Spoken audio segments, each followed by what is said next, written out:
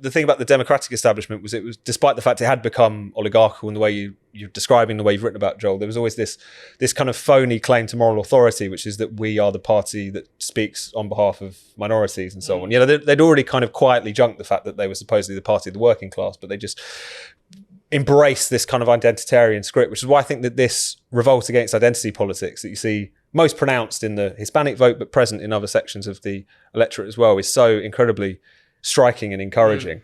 And actually speaks to the fact that these kind of cleavages that supposedly exist in society do cut across racial lines. I mean, there's been a lot of discussion about the Trump's impressive showing amongst the Arab Americans in Michigan, winning Dearborn, which I think Biden won last time around by about 70% of the vote or something. It's very emphatic. Which was the first city in America to become Arab majority. Exactly, and along with Hamtramck, where the Democratic Muslim American mayor actually endorsed Trump in a run-up to this. And what was interesting, obviously a large part of that is fury with Kamala Harris in terms of her position, and not a disavowal of supporting Israel. And there's an unfortunate element, as we've seen in the United Kingdom, of that conflict, you know, becoming the stuff of domestic politics in a way that isn't necessarily particularly welcome.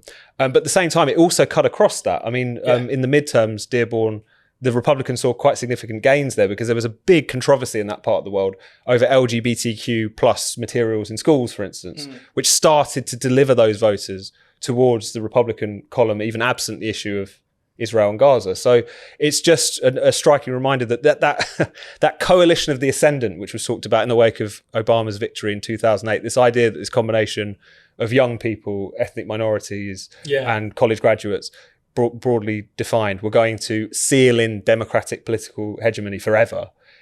That coalition is breaking down in all different directions, including young people, which is something we haven't touched on too much yet. I mean, there are several things just I have to add to what Tom was saying. One, you have to look at the cultural issues. You know, Hamtramck was a city that also didn't want to fly the gay flag. You know, as my daughter says to her gay friends in college, why are you supporting Hamas, given that you know what would happen to you if you were in Gaza? Of course, they don't know. But I do think that there's a cultural part. When I went to a hearing years ago on a, sort of this how much control parents might have on sexual education in the schools, there was an imam there alongside the Hispanic and Black evangelical preachers also opposing that. So you have that element, but also I think, Tom, you got at the end when you mentioned the young people. Already young men are, moving to the right, not only in the U.S., but around the world. Because what do you expect if you get up and you say, you're a white male, and no matter the fact that your family emigrated here 50 years ago, or you came from Mexico, 20 years ago, that you are to blame for racism and you need to be at the bottom of the list for everything.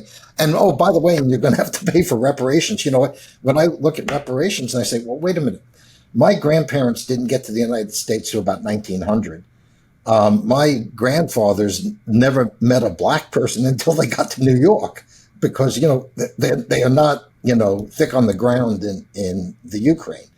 So I think that what you've had is you've alienated people on a professional level, on a cultural level, and then thrown out this, well, you're guilty. Now, why should a person from Appalachia whose family has been living in poverty for 300 years and never owned slaves, because that part of the South had very little slavery, even in the slave states, and you want them to pay reparations? I mean, I can tell you, when I talk to Hispanic friends in particular, but also others, they say, what is it about reparations? We're supposed to send $100,000, $200,000 to people who claim that their great grandparents were slaves.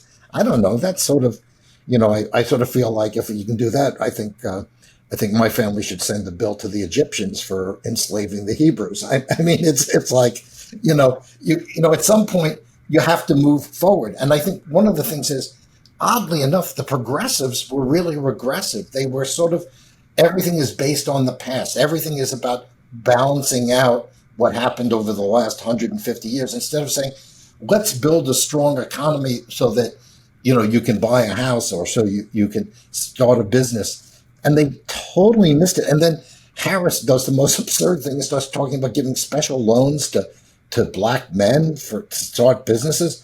I don't know. She's a lawyer. I assume she's read the Constitution. This is kind of not allowed.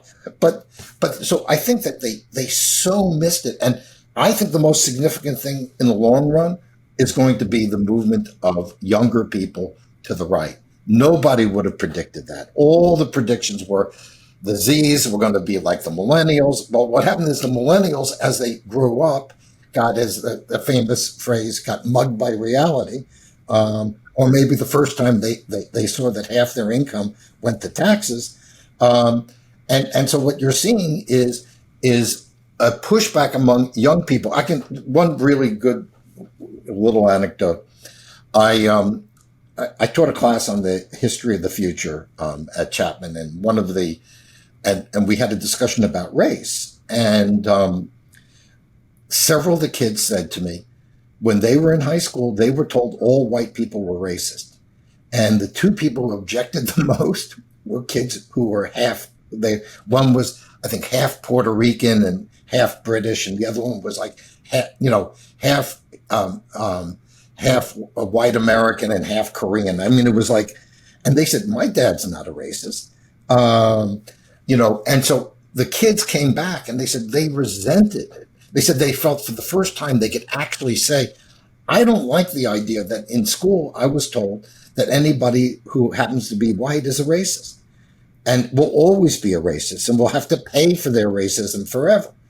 So I think there was a groundswell up there, but people weren't really expressing it. And what I would imagine many of those young people will never admit it, but they voted for Trump.